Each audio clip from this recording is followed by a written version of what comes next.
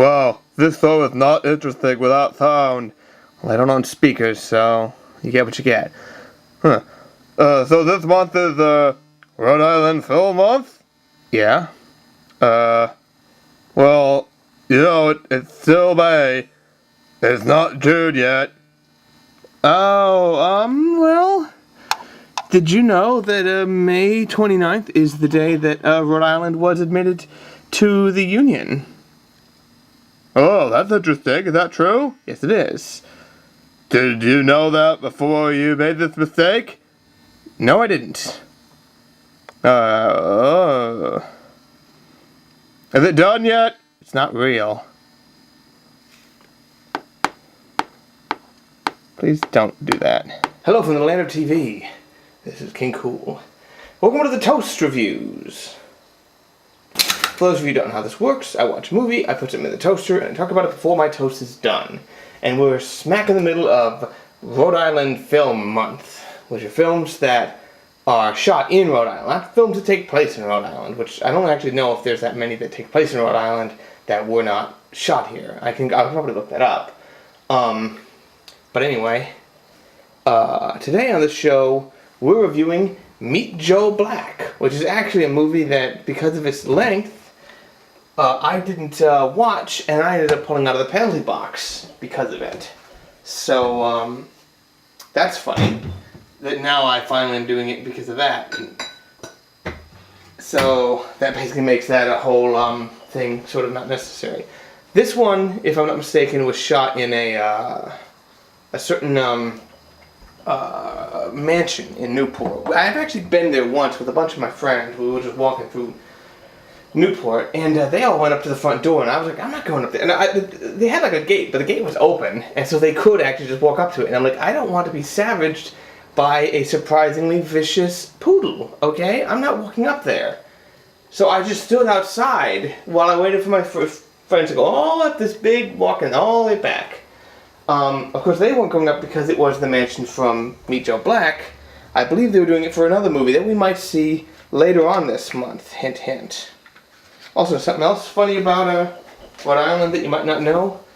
Our official state drink is Autocrat coffee milk. Well, I don't know if the Autocrat is official, but it's coffee milk, which is made with this coffee syrup.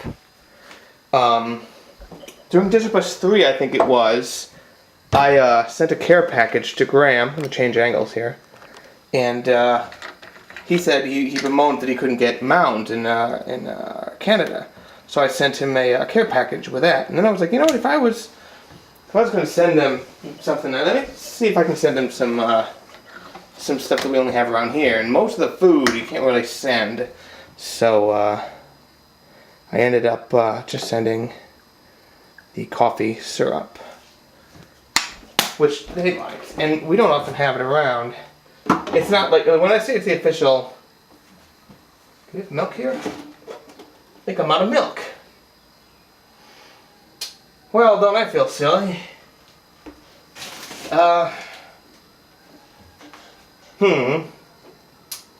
guess I'll go get some milk, unless one of these egg whites.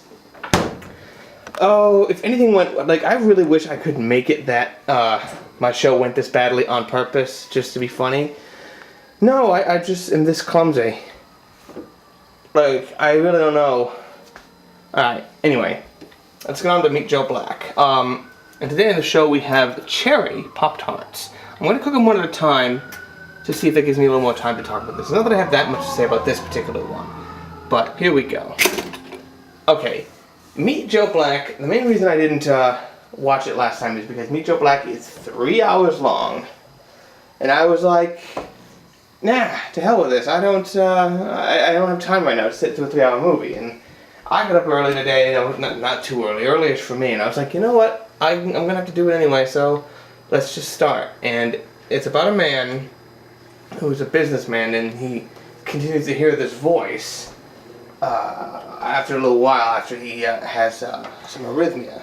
And he's like, oh man, what's up with this voice? And eventually reveals himself to be Brad Pitt. And he's like, hey, I'm deaf, and you lead an interesting life, so I won't take you just yet if you show me around this whole Earth thing that you have. So now what proceeds is like, for a movie with a somewhat interesting concept like that, it does do a couple things that are sort of the regular old cliche. Like, the corporate guy who has one of his underlings who's duplicitous and is more interested in the money than about the spirit. Are you done already? I have to keep an eye on that.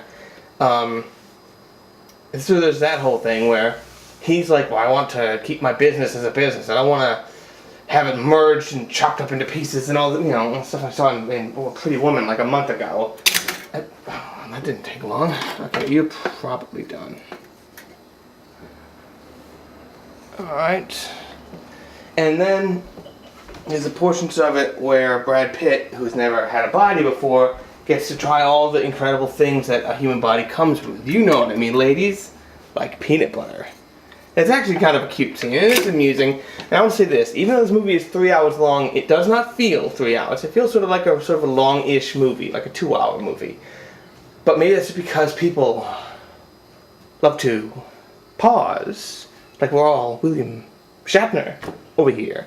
It's not quite that bad, but people, it takes its sweet time, and to a certain extent, it's like, well, you're along with it. But I was never really impatient. So it's the same thing with Avatar. When I finally saw that, but okay, that was like 15 seconds. You want hot enough to eat, but okay. See, you don't think. You know what? Have I ever used that slot?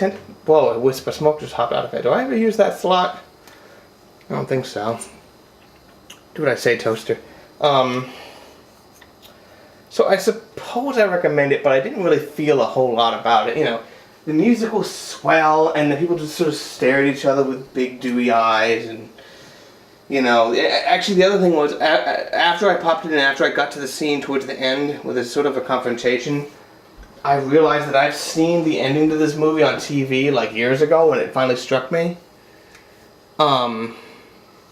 So yeah, I mean, I don't think this movie needed to be 3 hours long, but, I don't mind if certain movies are that long. Like, in theory, I'm thinking, okay, I could have, in theory, watched 2 movies in this. It's like, well, if they both were, if they both were like Underdog, I'd rather have seen Meet Joe Black once than Underdog twice.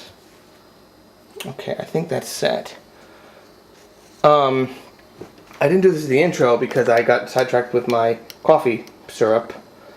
But I actually have one of my professors at URI, again, worked on Meet Joe Black. He built up the set, my ex-professor Julius, who is who built all the sets for plays there. Although I don't think it's on IMDb. I think it was some sort of non-union thing, or I have no idea. I just remember him mentioning it once. So anyway, that's it from me. We're going to keep going with Rhode Island movie month. Next week you'll see something fun. Thank you all for watching. This is King Cool. And who wants to see me do a shot of the cocoa syrup? Not cocoa, rather coffee syrup. Before something quieted it up. I'm surprised when they had cherry. I'm like,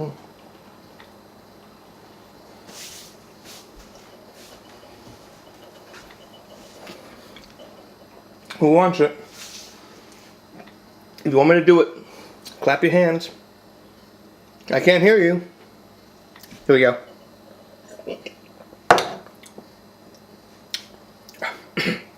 It's coating my esophagus. That's not bad. It's very sweet. Alright, enough stupid monkey shinings. After the toast and after the crunch, there's the crust. So if you want sort of the sad sort of feeling that you might get by watching this, but you just don't have 3 hours to commit, this movie is about death.